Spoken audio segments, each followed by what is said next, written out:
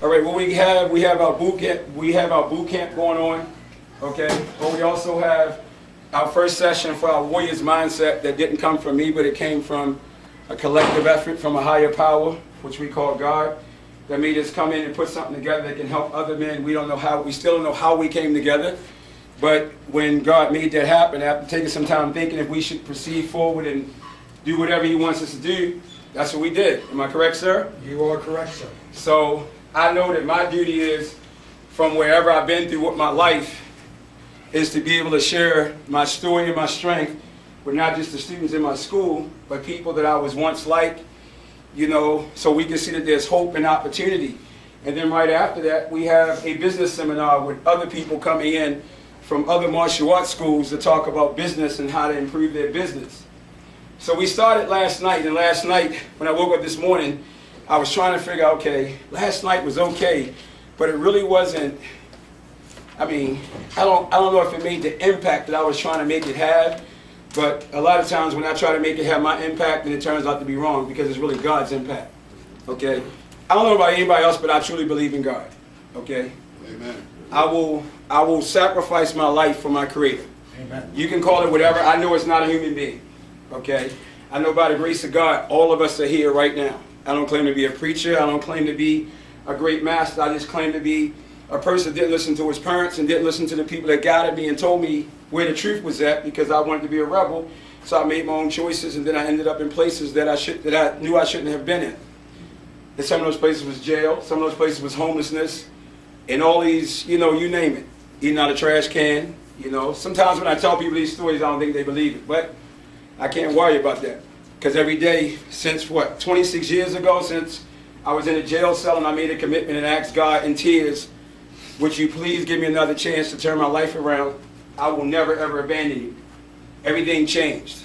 And what's so funny, because I don't really want to go back to that story, because sometimes when I go to places and talk, people say, well, man, what about the struggle? Well, yesterday's struggle is important to me, but the struggle is really today. Of being a dad and being a husband and being a business person, so sometimes we call it, wars. I don't need to talk about the wars, because I'm not saying I'm past that. I kind of like, use it as motivation when regular, everyday life, because when we're in a situation of survival, like when you can't figure out where your next meal going to come from, or when you got to check in at the Interpret library, at a certain time, so you won't miss the bus to go to the shelter to get the bed, you know what I'm saying? Mm-hmm. And then when you get there and you got to go take a shower, and and you see the food that they serve, and you are like, molded bread, but you're hungry, you know what I'm saying? You understand what I'm saying, right? So either you starve or you just, you eat. And then after you eat, you go up in the room before they put you in bed, you got to listen to what the preachers are saying. And a lot of times we just listen just so we can get in the bed. But I couldn't just listen. I had to really internalize it, because I didn't really want that, I knew that my parents didn't create me to be garbage, and I know God didn't create me to be garbage. Amen. But I made choices that made me live like I was garbage. You feel me? Mm-hmm. So, just sitting there listening, every time I would just really, try to figure out what God was trying to say to me, man, just trying to listen and listen.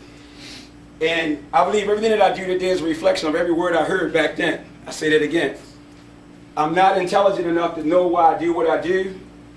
And the moment I think I am that intelligent, I will go back to where I came from. Amen. But let me correct something, because I have a friend, he told me, he said, bro, you ain't going to never ever go back to there. But see, me, where I want to speak at, where I don't want to go, the worst form, to me, the most miserable form of incarceration is spiritual incarceration. See, a lot of people walk around, they got all this money, they got all these things, they so happy, but they worse than you, because they trying to maintain what they got. Right now, you ain't got nothing. So guess where you can go?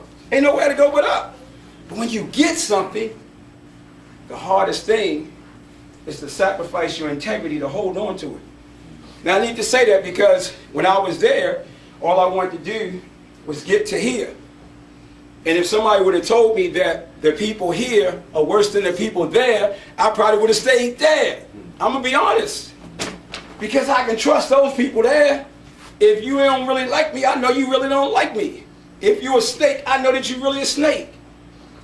But when you begin to work with people that got all this money, the hardest thing is to stand up and tell a person that can help you go to the next level that you're not living God's plans. But they got everything that you need to get out the situation that you're in. What are you going to do? And I think now in my life, because for me, really, I know I got to say, because this is selfish, it's like real selfish. I didn't really do this for y'all guys. I didn't do this for all those people that's coming. See, I'm trying to I'm at a point where anybody that knows me around this time of the year, I make an incredible transformation. I write down 10-year plans. I put them on audio tapes. I do, as a matter of fact, the same thing, because I just want this to be a reference for you guys. Don't want to go back, but I like to read. I like to hold on to stuff, because when I was like homeless and I felt no hope, I had a Bible, which is the same Bible right here. It's the same Bible I had when I was homeless. And if you see, it got like pages, because when I was in pain, God was saying something to me, and when I was in pain again, I didn't want to lose that page, so I had to write down the paragraph, see all the underlines, and I had to put my little yellow piece of paper, because that's all I could afford. So whenever I wanted to give up, I can open that Bible up right now, because when you're in pain, you can't find the answers, am I right? Mm-hmm. So I had to make sure I found the answers, because I didn't want to go back the way I came from. So this is my Bible. I still hold on to it. It might be falling apart a little bit, but every morning I still read it. And everything that people told me when I was in jail, I wrote it down, because I was so lost I couldn't remember it. I don't know about anybody else, but I don't want to live that way. I don't want to be in darkness. Bruce Lee says, those who are unaware that they walk in the darkness will never see the light. I don't think you got me. Did you get me? Yes. So Bruce Lee said that. But the Bible talks about darkness. Am I correct, sir? Yes, you are. Bruce said, those who are unaware that they walk in the darkness will never see the light. I wanted the light. So, with this book and all these pages, what does it say? It says Patuxent Institute. Those are letters that I got when I was incarcerated. See, I can't forget. I don't care about nobody else. I'm around some of the wealthiest people. But I know, one of the lessons I just recently learned, me and my wife were my instructor, he said, you try to talk to these people to understand your struggle. He ain't struggled. He was born into wealth. So even when you try to help him understand why you do what you do, he might say you understand. I can't get mad with him and want to hurt him, because he don't understand my struggle. His struggle is different. He came into wealth where his dad gave him something. I came into wealth where ain't nobody give me nothing but God. Am I making sense? Amen. So, the point that I want to make, and this is really important for, I think, especially being where we're at, and when we talk about how I got from there, it's all because of this. These are the thoughts that I wrote in my jail cell. And I got them typed. Everything that I felt about drugs and why it was bad, and everything that I did to people, I had to write it, because I had to free myself from it. I don't know what everybody else doing with their idle time, but idle time can even be a devil's workshop. Amen. Or it can be the time to speak to God. Right. Okay, we ever preaching our prayer? I'm not speaking my language, am I, sir? Get me back when I'm getting lost. I know you're gonna do that anyway, right? No, you're not lost, brother. So all these pages, man, it's just, I couldn't talk to nobody because wasn't nobody helping me. Think about it. When the creator, when the time comes and you got to go through your struggle, and I tried to tell all the black belts this, ain't nobody gonna be there. The greatest thing about me and my wife is that we know that whenever she got to deal with something, I don't get no way. I let her have a moment. I know she gonna get to the other side, and she know that I'm gonna get to the other side. That's the greatest thing. Allow them their moment. Because no matter what, as a parent, you can do whatever you want to do to help your kids. You can do whatever you want to do. You can give them all the things in the world, but they got to go through that moment of darkness in God all by themselves. But what do you do with it? What I learned is that I write. I talk to God.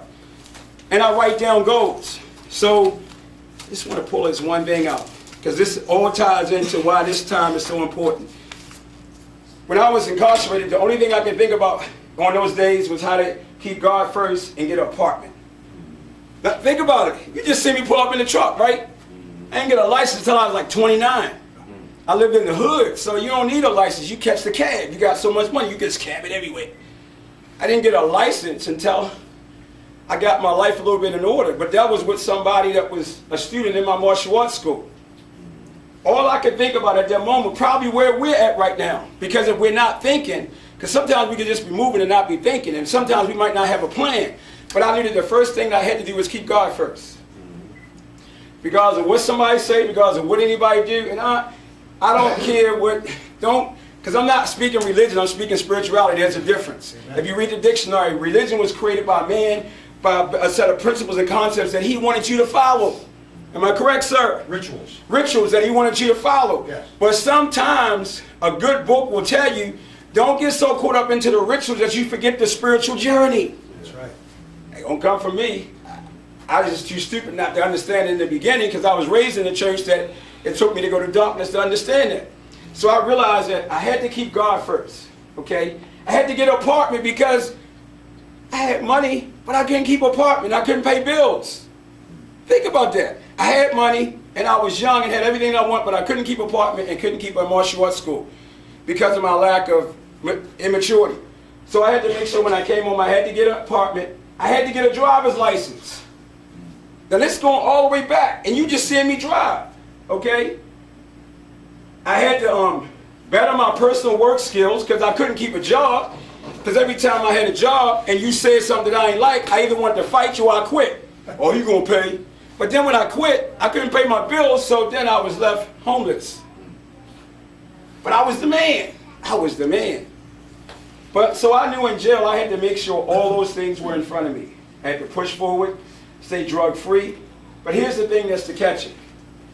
Get articles and publish books in martial art magazines. Before anybody else was around, I said I had to get articles, publish books in martial arts magazines. Break into martial art films by 1993 and become a great action hero.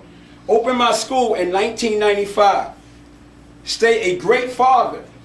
Become a great writer and director. Keep God first in the beginning and keep God first in the end. Okay? See, so I don't play with this. So, but the good thing about all this, I manifest all those goals.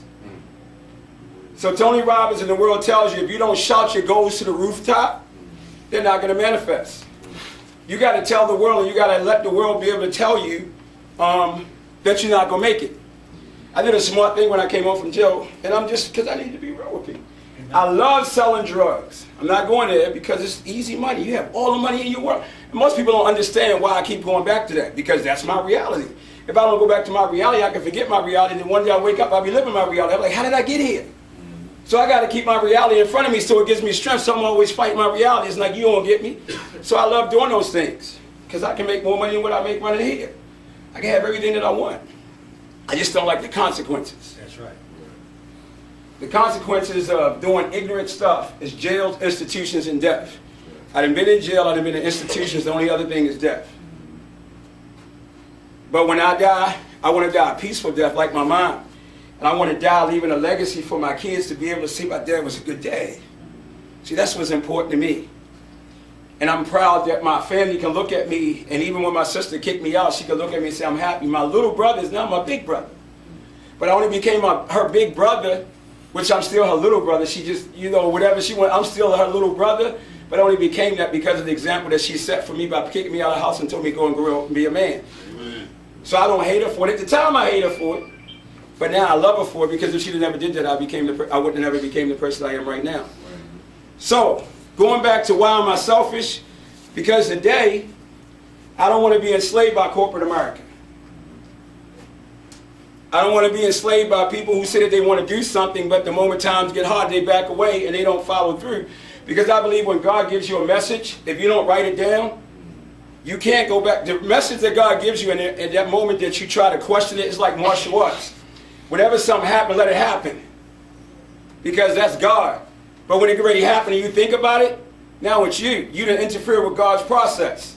That's why I got where I'm at. So whatever he tries to tell me to do, I try to do. So when he told me that I needed to do this, because, come on, I can easily stay home. I really don't have to do this. And I really don't have to come around a bunch of egotistical martial artists and people that really don't, they think they have arrived, or they really don't want to change their lives, because they believe their lives are okay. But I believe all the cars, all the stuff,